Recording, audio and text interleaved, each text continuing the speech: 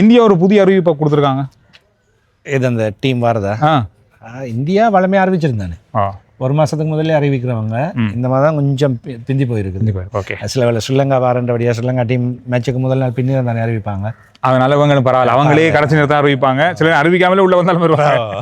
அப்படித்தானே காலம டீம் இதுதான் டீம்னு சொல்லி போட்டு வருவாங்க. பிறகு நாங்கள் அந்தரப்பட்டு அவசரப்பட்டு 2 மணிக்கு போட்டி நடக்கும், 11 மணிக்கு காலை சாப்பாடு சாப்பிடும்போது கூட நம்ம டீமாக அறிவிக்க மாட்டாங்க.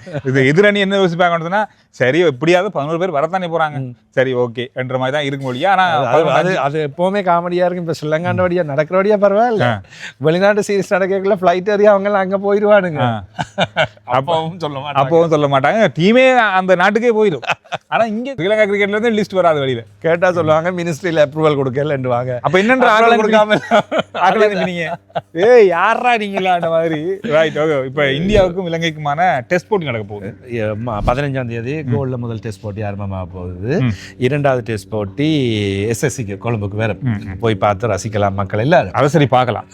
LPLோட பரவாயில்ல, இந்தியா டீம் வருது. அதான் இந்தியா டீம் வர்றபடியா பார்க்கலாம் நாங்க. அதனால எந்த டவுட்டும் இல்ல. என்டர்டைன்மெண்ட்டுக்கு பஞ்சம் இருக்காது. இருந்தாலும் இலங்கை அணி வேற எந்த டீமோட விளையாடா கூட டெஸ்ட் போட்டி என்னும் போது பார்க்கலாம். இதை விட பரவாயில்ல, அதனால மக்கள் போவாங்க பாக்குறதுக்கு. இந்தியா அணி என்ன செய்திருக்குன்னா ஸ்ட்ராங்கான டீம் அறிவிச்சிருக்குது. ஓகே, டெஸ்ட் அணி அவங்க ஸ்ட்ராங்கா தான் இருப்பாங்க. இப்போ கடந்த ஆப்கானிஸ்தான் விளையாடை கொண்டு 2 பேர் இன்ஜர்ட், அதுக்கு முதல் சீரீஸில் 1-2 இன்ஜர்ட், இதெல்லாம் இப்போ இன்ஜர்ட் இருந்தாலும் அவங்க ஓரளவு ஃபிட் ஆகிட்டாங்கன்ற மாதிரி ஃபுல்லா முழுமையா. ரைட், இதுதான் இந்தியாவோட பெஸ்ட் டெஸ்ட் டீம்ன்ற டீம் ஒன்று தான் இந்த இலங்கைக்கு வந்துடுறாங்க. ஒருவேளை அவங்க தப்பா கணக்கு போட்டாங்களோ என்னது, இலங்கை அணி பலமான அணி, டெஸ்ட்ல எல்லாம் நல்ல பெறுவர்களை பெற்ற அணி, அதுவும் காலியில SSL நடக்க போகுது, அவங்களோட சொந்த மைதானத்தில் நடக்க போகுது, இலங்கையில் நடக்க போகுது போட்டிகள் அப்படின்னு சொல்லி பழைய கணக்கை இப்போ போட்டாங்களோ. அப்படி எடுத்து யோசிச்சியே ஸ்ட்ராங்கான டீம் ஒன்று அனுப்புறதுக்கு வாய்ப்பு இருக்குது. ஆனா அவங்க 2 முக்கியமான பேட்ஸ்மேன்ஸ் முறிஞ்சு போய் கிடக்குறாங்க, விளையாடவே மாட்டாங்க. 10 நிமிஷங்க குஷல் மெண்டிஸ் உண்மையில இலங்கை டீம்ல முக்கியமாக தான் 10 நிமிஷங்க ஒரு அடிதான் அது உலக கிண்ணத்தை பேச வச்சது. அதுதான் IPL-லையும் எல்லாரும் அடே இவன் தாண்டா அவன் அப்படின்னு சொல்லி. ஆனா IPL-லையும் நாம பரவாயில்ல எதிர்பார்த்தா அவர் கொடுத்தாரு. டெஸ்ட் போட்டியில தான் என்ன மாதிரி செய்வாருன்னு தெரியல. டெஸ்ட் போட்டியில நல்லா செய்து கொண்டிருந்தவர் இருந்தா ஏதாவது செய்திருப்பார், நேமா விளையாட மாட்டார்ன்ற தகவல் தான் இருக்கிறது.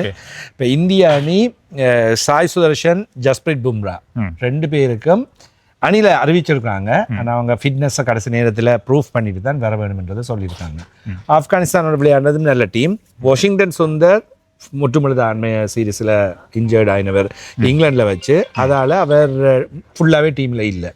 இப்போ பும்ரா உள்ளுக்க வாரார். முகமது சிராஜ், பிரஷித் கிருஷ்ணா பந்து வீச்சில் ஸ்ட்ராங்.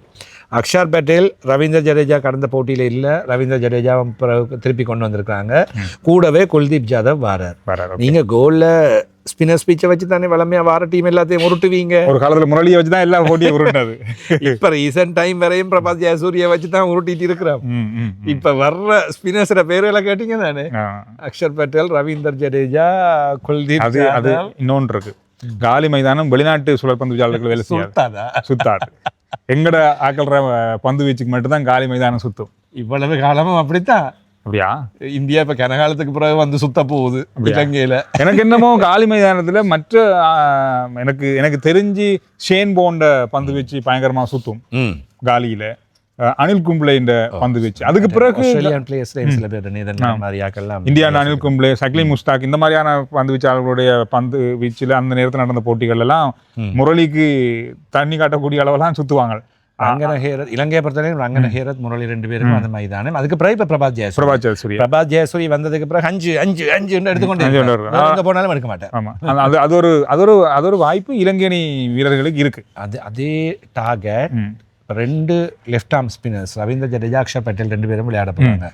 ரங்கன ஹேரத், பிரபாத் ஜெயசூரி எல்லாம் இங்க விக்கெட் அழுறாங்கன்றதும், ரவீந்தர் ஜடேஜாவை திருப்பி டீமுக்கு கொண்டு வந்திருக்காங்கன்றதும் இந்தியா எல்லாத்தையும் ஸ்டெட்ஸ் எல்லாத்தையும் கொண்டு வந்திருக்கு. கிரிக்கெட் பாக்குற நமக்கே இது தெரியும், தெரியாது இருக்க வாய்ப்பு இல்லை. அதனால இருக்க போறாங்க. பேட்டிங் லைன் அப் அதே ஸ்ட்ராங், எந்த சேஞ்சும் இல்லை. ஜெய்ஷ்வா, லோகேஷ் ராகுல், சாய் சுதர்ஷன், சுப்மன் கில், ரவீந்தர் ஜடேஜா. ஓகே, கண்ணை கட்டுது தானே. அது இலங்கை அணி பலமான அணி அப்படின்னு நினைச்சு அவங்க கொண்டு வராங்க, அவ்வளவுதான். நினைச்சு கொண்டு வராங்க. ஆனா எதுக்கும் ஒருக்கா அந்த பிளேயர்ஸை நான் மிஸ் பண்ணிடாம ஒருக்கா இந்தியன் ஃபுல் டீமை சொல்லிடும்ன்றதுக்காக எழுதி வச்சிருக்காங்க. யாரையாவது மிஸ் பண்ணிட்டாலும்ன்றதுக்காக ஜெய்ஷ்வால் பாத்தீங்களா, ஜெய்ஷ்வாலையும் சொல்லல, லோகேஷ் ராகுல், சாய் சுதர்ஷன், சுப்மன் கில், ரிஷாப் பண்ட், துரவ் யாதவ், மானவ் சுதர், முகமது சிராஜ், குல்தீப் ஜாதவ், பிரசீத் கிருஷ்ணா, இவர்களோட ரவீந்திர ஜடேஜா, ஜஸ்பிரீத் பும்ரா, குர்னன் பிரார், தேவ்தத் படிக்கல், பிரசீத் கிருஷ்ணா, அவர்களோட புதுசாக ஒருத்தர் சர்னாஸ் ஜெயின், இவர்களே கொண்டு வராங்க. ஆனால் விளையாட போகிற 11 எங்களுக்கு பிரகாசமாக தெரியுது. இப்போ 3 போட்டிகள் தான் இருக்கு. 2 போட்டி கோல்ட்லேயே உண்டு, எஸ்எஸ்சிலேயே உண்டு, அவ்வளோதான். இது வேர்ல்ட் டெஸ்ட் சாம்பியன்ஷிப்புக்குள்ள வர டெஸ்ட் மேட்ச். Okay okay. ஆனால் நம்ம அணி இன்னும் அறிவிக்கப்படலை, நல்ல ஒரு அணியை அறிவிப்பாங்கன்னு நாங்கள் எதிர்பார்க்கிறோம். அதான் உபாதைகள், இன்ஜரி கன்சர்ன்ஸ் இருக்குது. இதில் இப்போ எல்பிஎல் விளையாடிட்டு இருக்காங்க. எல்பிஎல் எத்தனை பேர் கையை பிடிச்சிட்டு காலை பிடிச்சிட்டு அந்த டெஸ்ட் போட்டினுடைய அந்த ஸ்கூலுக்கு போகிறது கள்ளவடிக்குமா, சில பேர் கள்ளவடிக்கும் வாய்ப்பு இருக்கு. டெஸ்ட் போட்டி தானே, அது இந்தியாவோட வரணும் போது.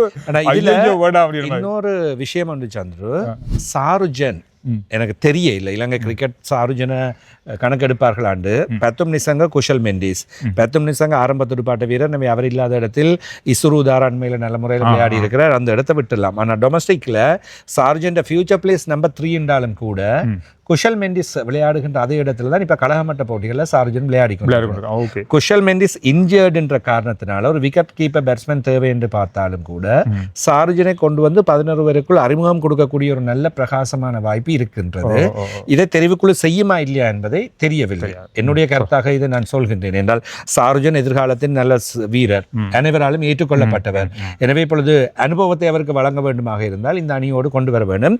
விக்கெட் காப்பி இவர் செய்ய தேவையில்லை என்றார். தினேஷ் சந்திமால் இருக்கின்றார், உதாரணம் விக்கெட் கீப்பர்ன்றதுனால அவையெல்லாம் யாராவது விக்கெட் கீப்பிங்கை செய்து கொண்டு குஷல் மெண்டிஸ் இடத்துக்கு சார்ஜனை கொண்டு வந்து அவருக்கு ஒரு எக்ஸ்பீரியன்ஸை கொடுத்து ஒரு டெஸ்ட் கூட பார்க்கலாம். ஏன்னா இப்போ இந்த டெஸ்ட்டுக்கு பிறகு இனி ஏதோ கனாலத்துக்கு இல்லை, 6 மாதத்துக்கிட்ட டெஸ்ட் மேட்சே இல்லை. அப்படி இருக்கிறதால இந்தியாவோட ஒரு அறிமுகத்தை கொடுத்து பார்க்கலாம். குறைஞ்சபட்சம் என்னை பொறுத்த வரைக்கும் ஸ்கொட்டுக்குள்ளேயாவது சார்ஜனை கொண்டு வர வேண்டும். கொண்டு வந்தால் அது இலங்கை அணிக்கு சிறப்பாக இருக்கும். இப்படித்தான் சின்ன படியங்கன்னு யாரையுமே டீமுக்கு எடுக்கிறதில்ல. இல்லை, வயசு இருக்கு, நீ ஒன்று அவசரப்படாதீங்க. அப்படி 30 வயதுல சார்ஜனுக்கு அறிமுகம் கொடுப்பாங்க. இப்போ 20 வயது, 35 ஆகணும். டெஸ்ட் மேட்ச்ல தானே, டெஸ்ட் மேட்ச் கொஞ்சம் வயசு இன்னும் இருக்குது. 35 வயசுல அறிமுகமாகி டெஸ்ட்டுக்கு எல்லாம் 35 வயசுல டெஸ்ட்டுக்கு அறிமுகத்தை கொடுத்துட்டான். அவர் விளையாட வந்ததே 10 வயசுல. இப்போ 30 வயசு வரைக்கும் வச்சிருந்துட்டு டெஸ்ட்ல கொடுப்போம். சரியா விளையாடலன்னு ஒரு போட்டியில நிப்பாட்டிடுவோம். 35 வயசுல கொடுப்போம். அவர் சரியா விளையாடினா இருந்தாலும் அங்கே 1-2 மேட்ச்ல கையை காலை பிடிக்க வேண்டி வந்துடும், இன்ஜர்ட் ஆயிடுவார். அதுக்கு பிறகு அவர் இன்ஜர்ட் சரி வராத டீம்ல நிப்பாட்டு. அது நாங்க செய்வோம். அதுல நீங்க யோசிக்க தேவையில்லை. பாப்போம், எதிர்பார்ப்பு நல்லா இருந்தா நல்லா தான் நடந்தால் சந்தோஷம். ரைட், இதுதான் போட்டி பற்றிய விவரங்கள். ஆரம்பிக்கும் போது அதனுடைய ஸ்கோர் விவரங்கள் உங்களுக்கு நாங்கள் இலங்கை அணி அறிவிக்கப்படும். எப்படியும் 15ஆம் தேதி காலையில் நாங்கள் இந்த அணி 2க்கும் இடையிலான டெஸ்ட் முன்னோட்டம் ஒன்று செய்வோம். அதில் அப்போ இந்திய அணியை கட்டாயம் எங்களால் சொல்லக்கூடியதாக இருக்கும். இலங்கை அணியை சொல்லக்கூடியதாக இருக்கும். அது நீ மாறி அது பெரிய பிரச்சனையாக போயிடும். ஓகே, அடுத்த வீடியோவில் சந்திக்கிறோம். என்னென்ன மாதிரியான விஷயங்கள் அடுத்தடுத்த வீடியோவில் உங்களுக்கு தேவை அப்படின்றத கருத்துக்களில் சொல்லுங்கள். சந்திக்கலாம்.